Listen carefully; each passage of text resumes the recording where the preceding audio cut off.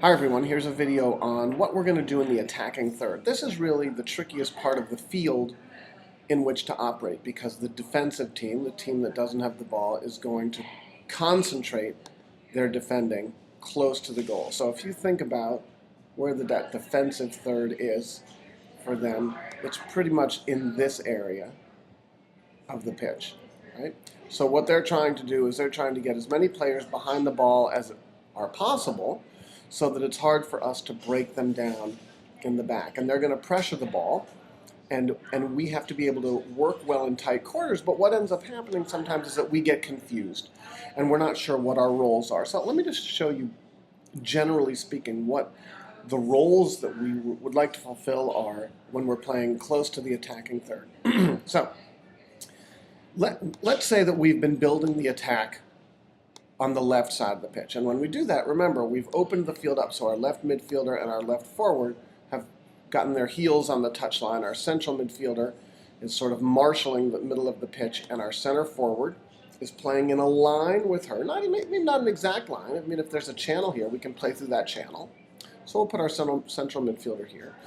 And we'll have our right midfielder and our right forward pinching in because they need to provide support. They can't hang out way out on the flank, 40, 50 yards from the ball, because we're not going to probably have the opportunity to break a team down by pinging a ball 40 or 50 yards over the top, unless when these players do pinch in, if we see that their left back and their left midfielder also pinch in, that's when we can send our right back forward, and if this pass is open, we can play that long ball.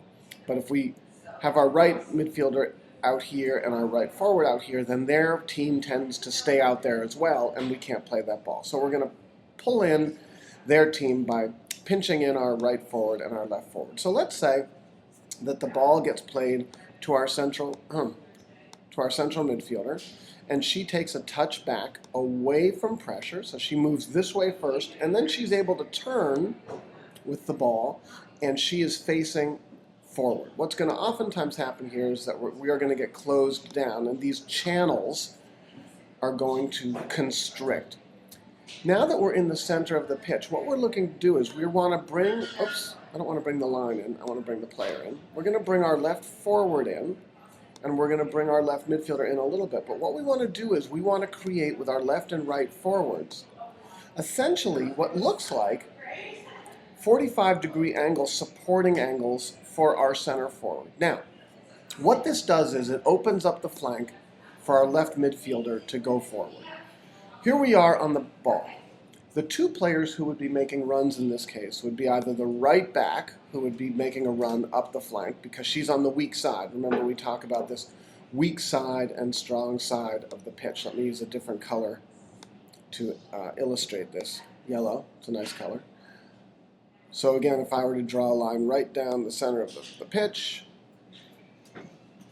I have a weak side and a strong side player.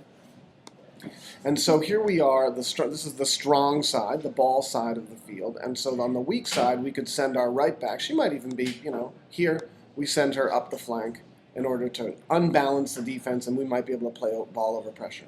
And we want to send our left midfielder forward in this case. But we don't want our left forward and our right forward to kind of just be running around without clarity. And so what happens is we're looking to play with our backs to goal with all three of our players here. With our right forward, our center forward, and our left forward. And this is really important. We need to have each of these players present themselves as an opportunity to receive the ball, because watch the kinds of patterns that we can initiate. Let's say that the right midfielder has killed this channel. And let's say that the central midfielder is pressuring the ball. And let's say that our center forward slides over and has found a little bit of a channel here. Our central midfielder can play the ball to our center forward. She's playing with her back to goal. When she receives the ball with her back to goal, what has to happen immediately is that the right forward has to come in a supporting space here. The left forward also comes in and tries to support. What oftentimes happens in this situation is we get very impatient, and our left forward will start to sprint, into this space, try to sprint in behind the right back, and our center forward ends up playing a ball where she's facing the wrong way and she tries to play a 1-2 and she can't play the 1-2 because she doesn't know where the right back is because she's facing this way. She's facing in this direction. So our left forward and our right forward create supporting angles, and here's what the pattern that can happen. The center midfielder plays the ball to the center forward. The center forward immediately plays a little supporting ball to the right forward. Now the right forward's going to probably play one touch, and here's what's going to happen. The minute the center forward plays that ball, she tries to get in behind the backs. Also, the left midfielder is making her run. So there are a couple of passes that can happen here. There could be a pass over pressure to the left midfielder and then across.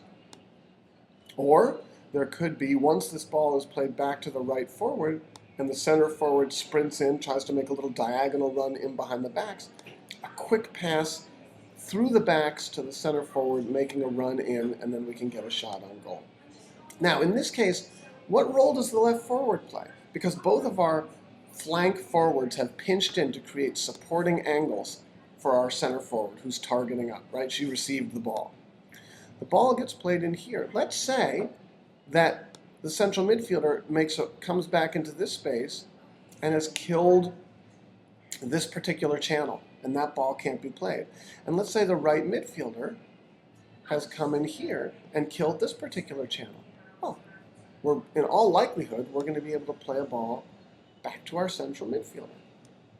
And so what we're doing is we're not panicking and we're maintaining possession. When the ball goes back to the central midfielder, our right midfielder tries to target up. Our left forward tries to target up. Our right forward tries to target up. And our central midfielder tries to target up, all looking for those channels. When the center midfielder gets the ball, she again might play a ball to the over pressure to the left midi, or over pressure, a diagonal ball, to the right back who's making a run forward. So the point that I want to emphasize is when we are building the attack in the attacking third, we don't want our left and right forwards running away from the game. You'll hear me say that a lot from the sideline. Don't run away from the game. The impulse, and I think a lot of it comes from youth soccer, because our impulses in youth soccer are based oftentimes upon the incessant screaming of well-meaning parents and teaching a very direct game, because oftentimes in the youth game you are looking at a situation where your most athletic and fastest team is going to have success because they send their most athletic and speedy players forward and smack the ball a few hundred, 30 or 40 yards and hope for the best.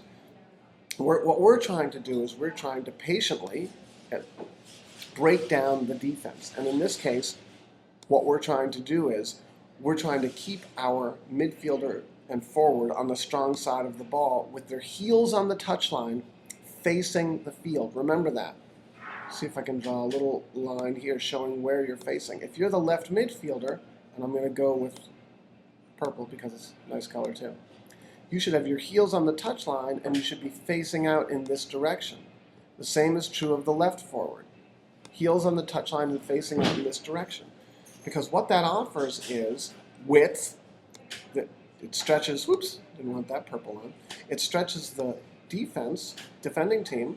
It also allows us to play, let's say this player, move those lines a lot.